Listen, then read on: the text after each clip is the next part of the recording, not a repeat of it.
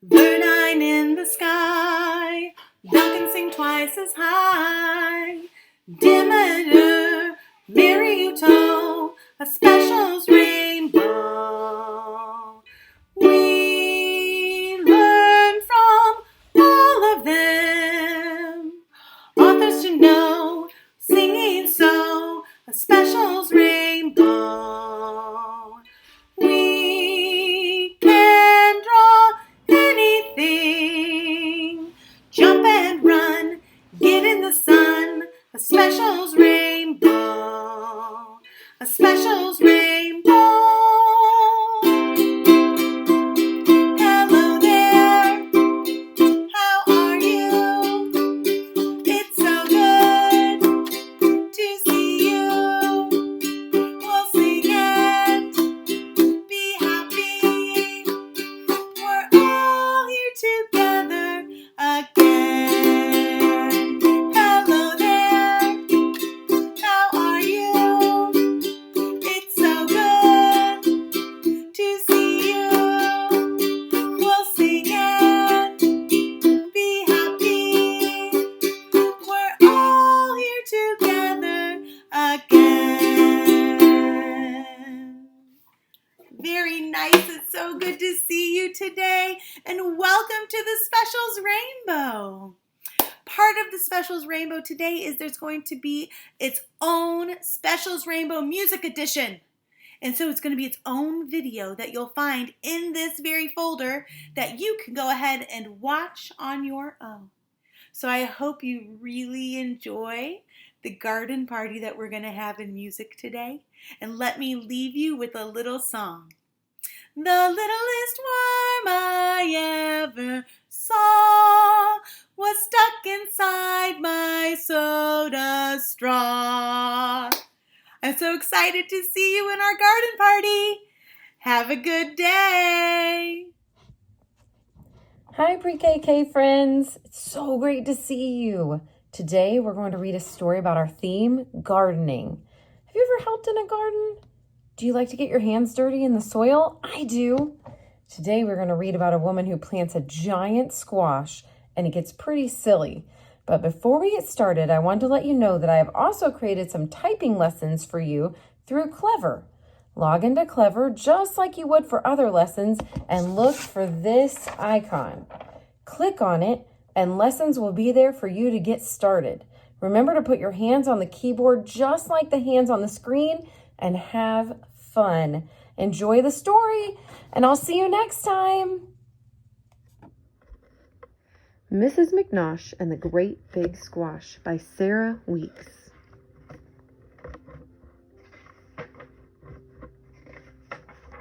The first day of spring, Mrs. Nellie McNosh went out to her garden and planted a squash. She pushed the seed in with the tip of her toe, and the minute she did it, it started to grow. At first, it was round and as big as a head. In fact, it looked just like the paper boy, Fred.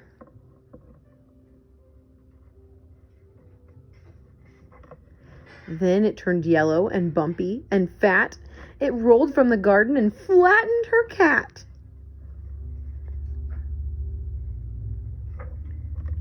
It knocked over trash cans and ran over toes. It twisted the sprinkler and plugged up the hose. It crashed through the clothesline and smashed through the fence, scaring the pants off two elderly gents.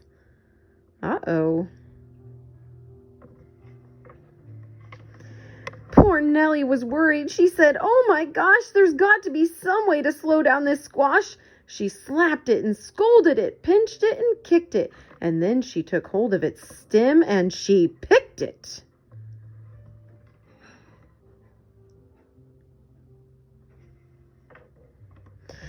"Now what do I do?" wondered Mrs. McNosh. "I've got to find something to do with this squash. There isn't a place in the world it will fit. It's as big as a house." "Wait," said Nellie. "That's it."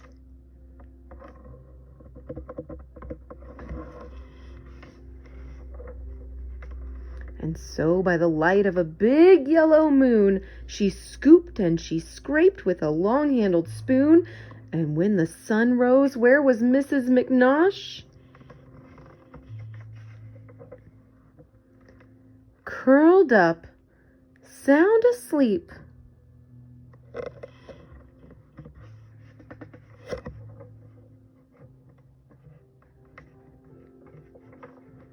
In her big yellow squash. The end. Hi. So for specials this week, we're talking about gardening and getting outside. So I wanted to take the time to talk about earthwork art, or it's also known as land art or nature art.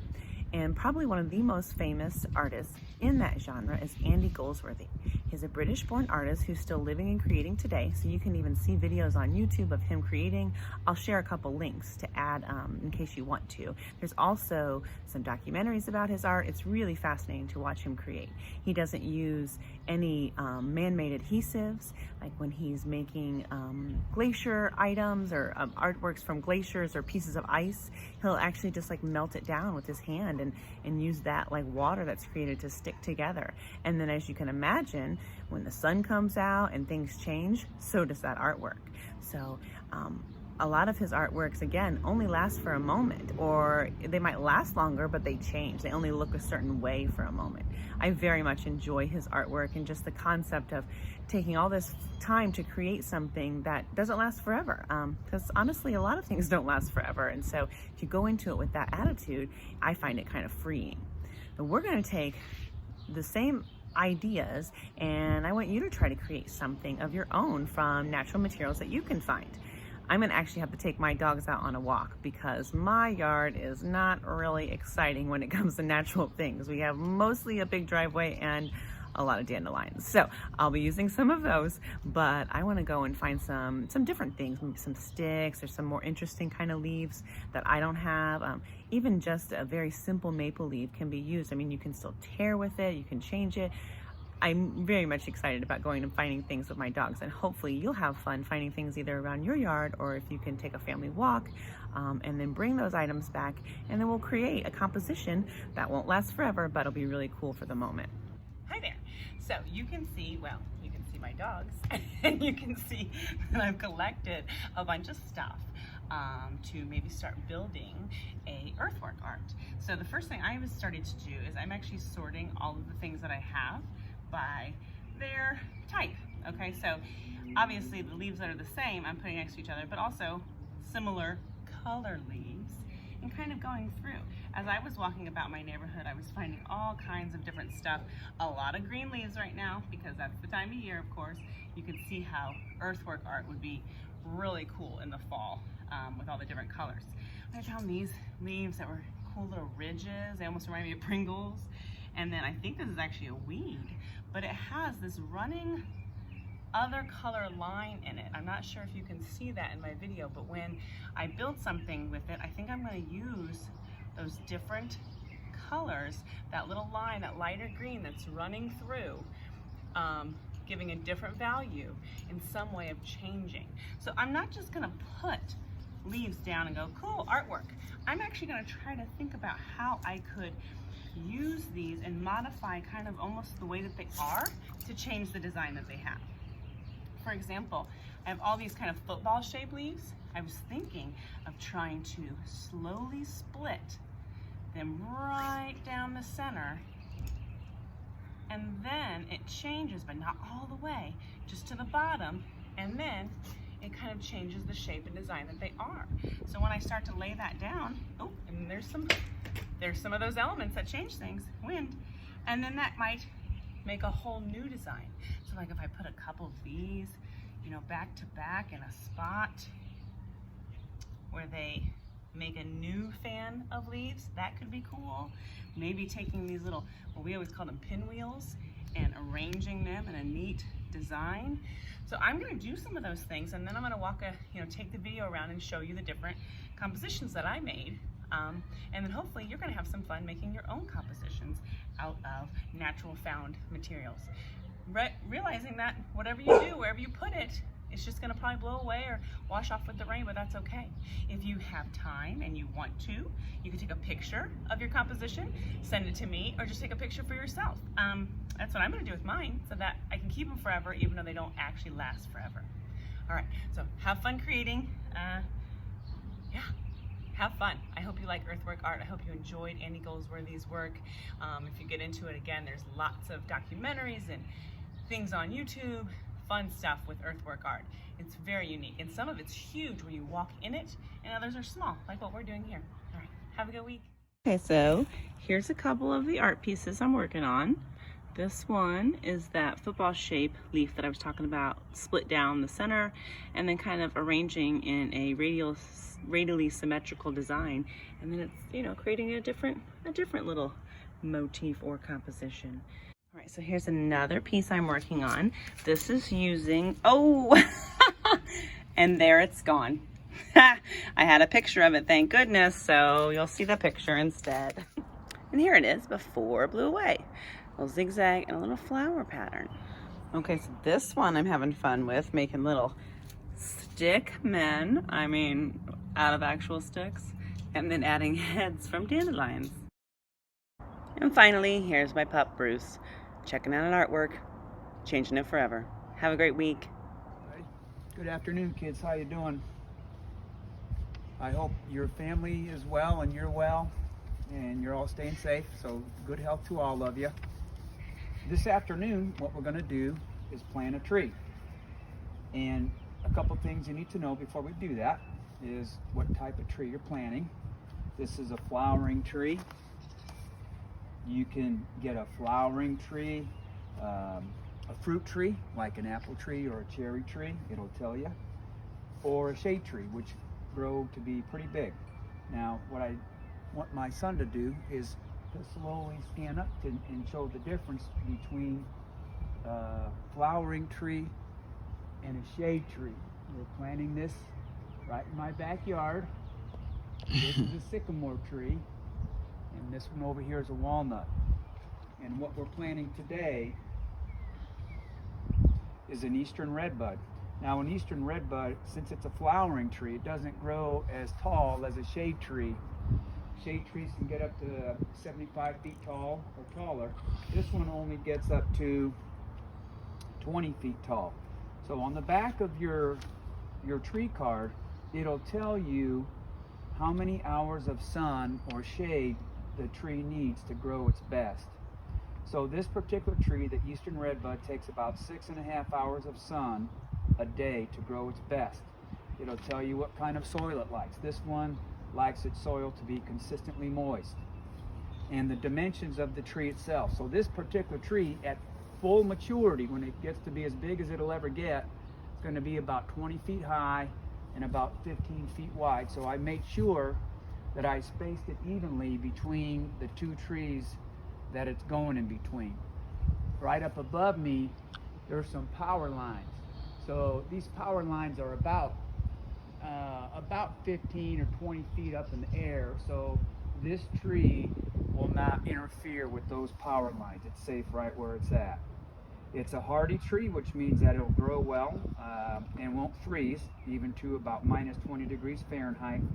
And since it's a flowering tree, some flowering trees, most of them, and this one included, they bloom early to mid-spring. So if it was a bigger tree, this particular tree, you would see its blooms, and there's a picture of it. Now, in spring, you see a lot of the light purple trees.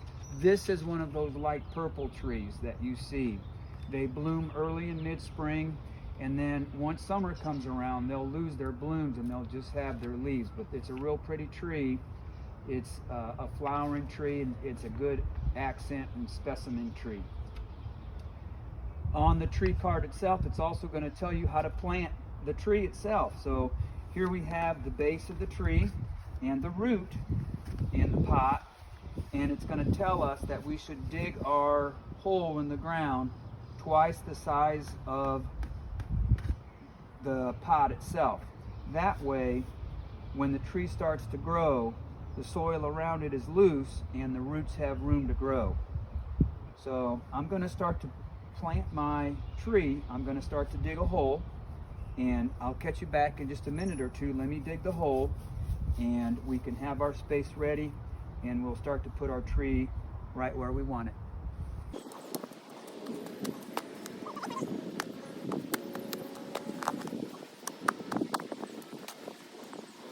Good.